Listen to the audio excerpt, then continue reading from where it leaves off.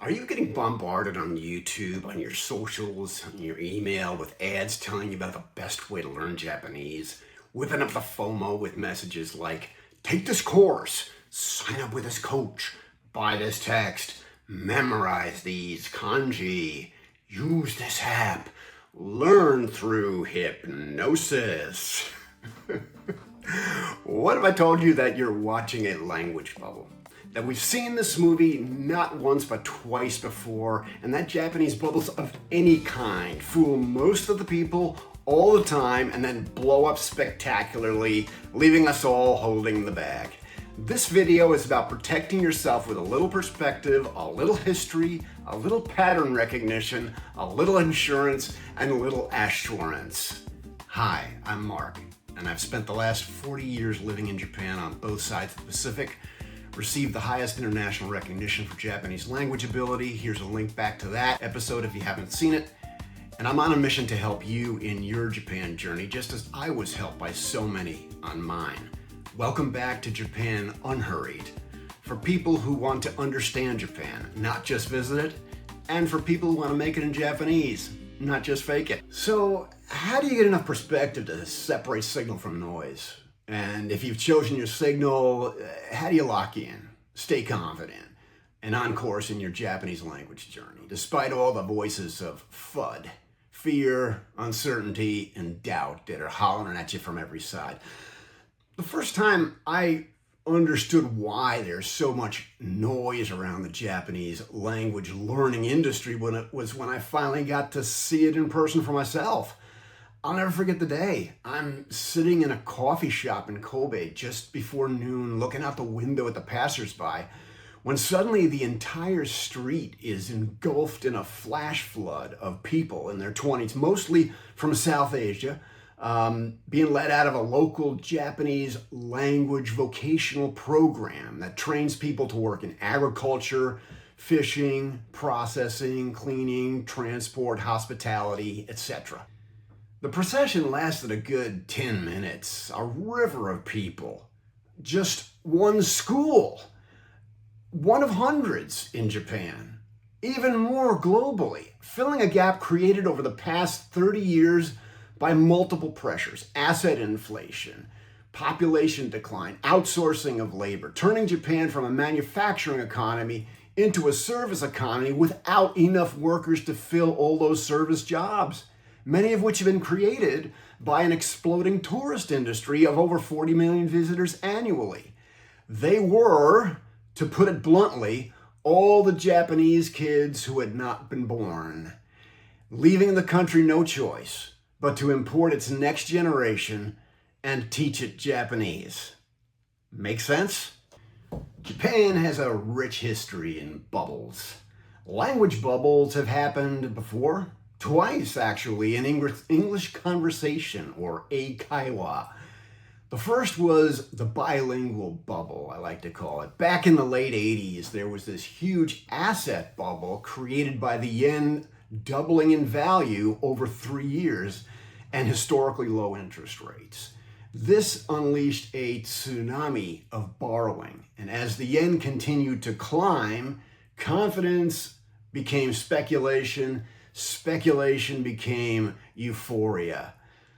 Corporations snapped up golf club memberships, Van Goghs, Renoirs, Columbia Pictures, MCA Universal, Pebble Beach, Rockefeller Center.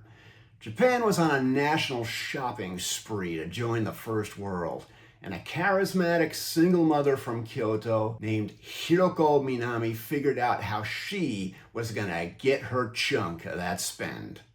Her bilingual corporation became one of Japan's fastest growing EIKAWA chains, tapping into the corporate workforce development spend, securing million-dollar contracts with blue-chip companies like Mitsubishi, Sumitomo, Bank of Japan, Toyota, and targeting those lucrative executive expense accounts with something far more alluring than grammar lessons: practical spoken English, American business and cultural etiquette, Western negotiation skills, confidence, romance, and an international lifestyle taught by fashion models and MBAs in club-like salons. The bilingual image was bold and in your face.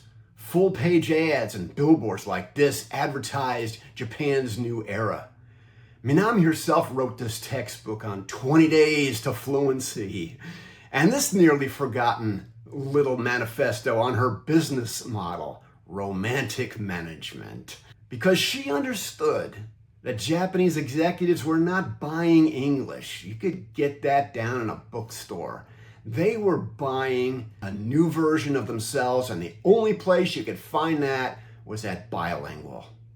At its height, Bi-Lingual boasted $50 million in revenue, 40,000 students, 20 locations, including a flagship site on the 81st floor of the World Trade Center.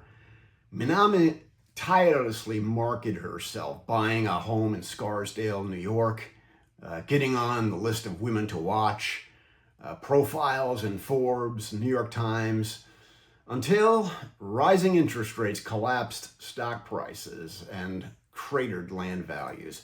Banks were buried under mountains of bad loans, businesses stopped investing, and the corporate and executive expense accounts that fueled Bi-Lingual's meteoric rise ran dry. What happened became known as Japan's lost decade, and Hiroko Minami would vanish into it, leaving little more than a few books, a New York Times profile, and a memory of an extraordinary entrepreneur who captured and became a casualty of Japan's dream of becoming international. The second EIKAWA bubble took place several years after the big bubble hajike, as it was called, the big burst, the big bust. While Bi-Lingual had run on euphoria, this one ran on angst and came to an even more spectacular end. It starts with a guy from Osaka named Nozomu Sahashi, who returned to Japan in the late 1970s after studying abroad to find himself unemployable. All because he had not attended a Japanese university, which traditionally serves as a transition between exam life and corporate life. Sahashi apparently believed you're supposed to learn something in college. So he studied physics. And when Japanese employers were unimpressed by his potential, he turned to inventing. He applied for numerous patents, among them a telemedicine system with virtual consultation, waiting, nursing, and interview rooms. Something we take for granted today, but in the late 1970s, nobody saw a market. But Sahashi did. The only problem? You could see just a little too far over the horizon. So, Sahashi tried his hand at language education.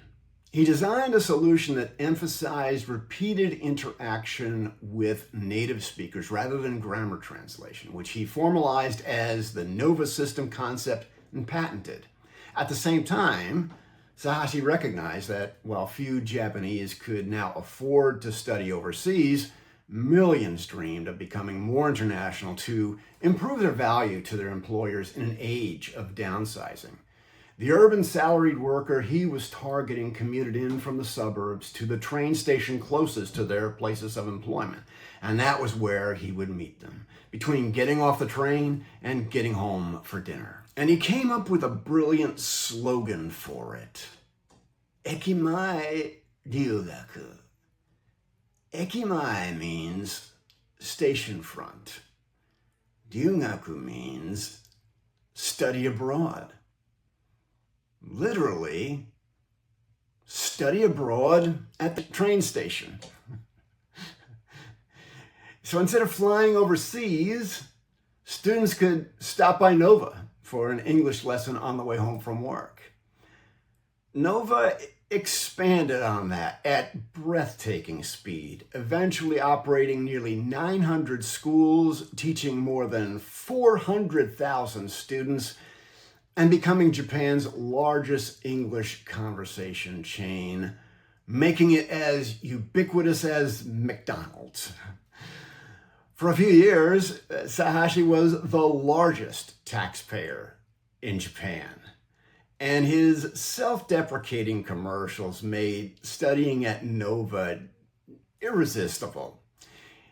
In this ad, two junior salarymen asked their boss if he'd like to go out for a drink following another long day at the office. But he's got his evening English lesson at Nova, and he's not going to miss it. Check it out. いやー疲れちゃったね。そうですね。まだそんなに遅くないし、どう一杯？いいですね。鈴木さんもどうです一杯。Oh, I'm sorry. I have an appointment. あ、今日はノバの日ですか。Yes, that's right. それじゃあ頑張って。Goodbye. ノバの日ね。This is the street lamp. A girl is crying. Oh, you dropped a handkerchief. 駅前留学ノバお問い合わせは身によくつく。駅前留学 But Sahashi's genius would also prove to be his undoing. Sahashi pioneered the prepaid subscription model by which so many software companies and services run today. The cash financed continued expansion, but the cash was in exchange for a finite resource, imported native speakers. And when Nova couldn't hire fast enough, students couldn't schedule their classes. Complaints mounted over refunds until regulators finally intervened in 2007, banning Nova from selling subscriptions for 6 months. Well, that ground the cash flow to a halt. Unable to issue refunds, pay teachers, pay rent on its Ekimai properties, Nova filed for bankruptcy in October 2007. Hundreds of thousands of students were hundreds of thousands of yen out of pocket. Thousands of foreign teachers were stranded with no way home. And then it was discovered that Sahashi had quietly sold most of his shares before the crash. Big no-no. He was removed by the board and went into hiding. Nova would eventually resurface under new leadership. You can still see Nova signs in Japan today. It's not the same company, but the branding hasn't changed. Still got those pink rabbits too. Man, that guy was just way ahead of his time.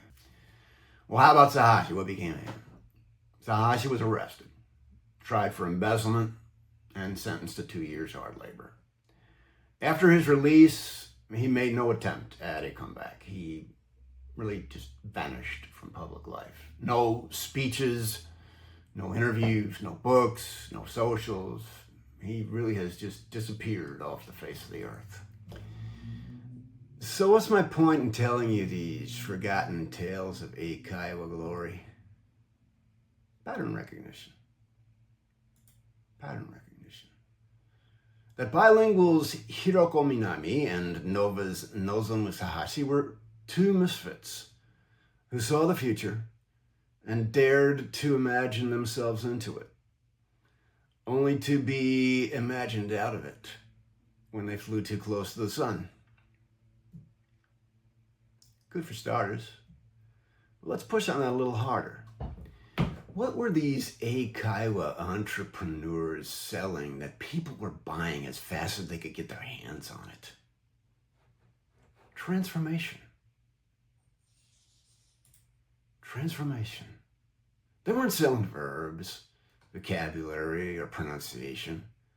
They were selling the possibility of becoming someone else. Someone who could walk into a room full of foreigners without fear. Someone who could travel the world, land a better job, fall in love across cultures, or simply see themselves differently than they had the day before.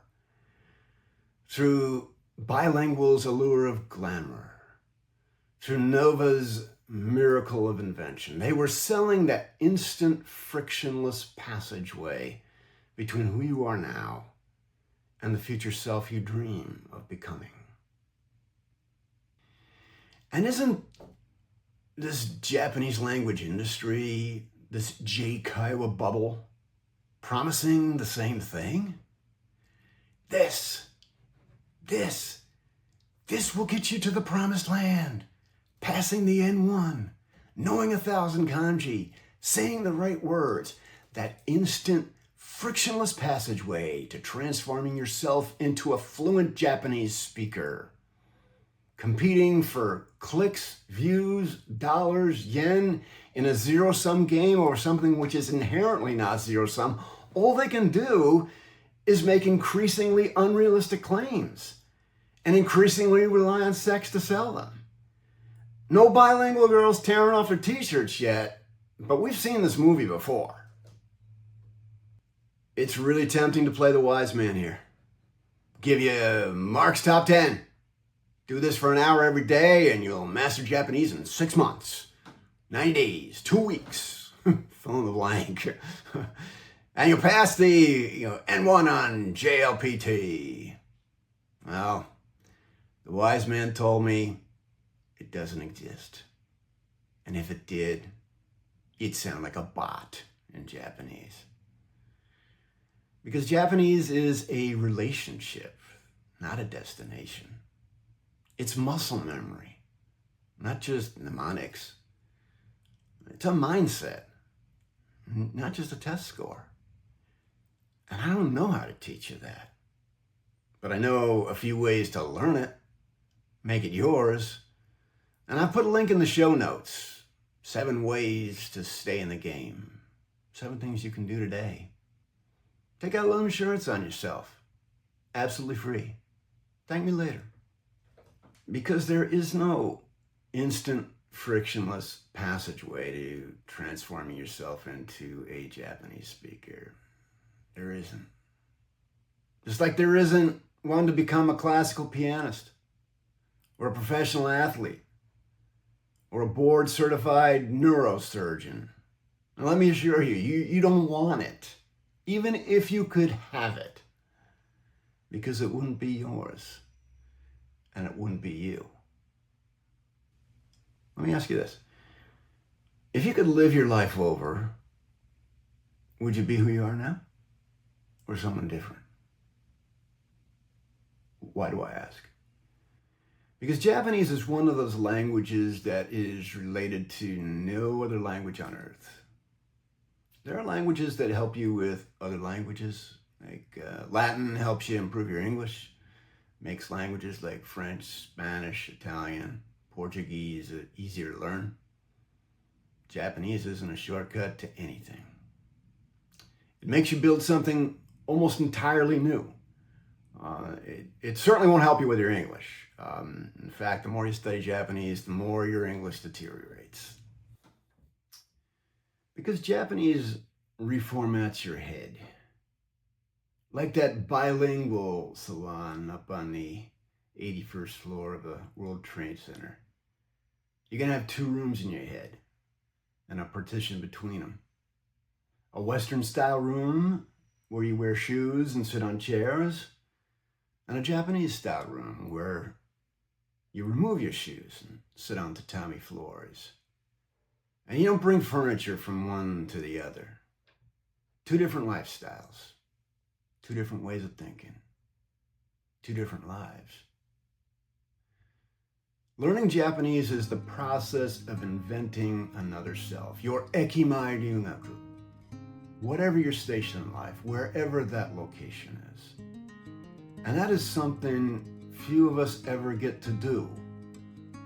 A chance to live your life over knowing what you know now. A hall pass to reinvent yourself without the adults barking orders. You want to slow that way down. Do it right. Even enjoy it. So what's going to happen with this J-KAIWA bubble? Will it blow up in our faces? Will it deflate with a long Hard to say. These are new models and new failure modes. But at some point, the race to the bottom of time, effort, and money spent becomes unsustainable, and the result is always the same. Lights out, sign on the door. External threats include government policy changes. We're already seeing some of that in the new visa restrictions and stricter immigration enforcement. And any kind of conflict with China, is just to bring everything to a screeching halt. Those are the risks. What about the rewards? Because this is no longer about language bubbles. It's about the market for becoming someone else. And learning Japanese is, without a doubt, the opportunity of a lifetime. Friendships you would normally not have? Absolutely. Doors that would normally be closed? 100%. Laughter that would otherwise never be shared? Yeah. But the opportunity to meet yourself again for the first time? Priceless. Priceless. Thanks for watching.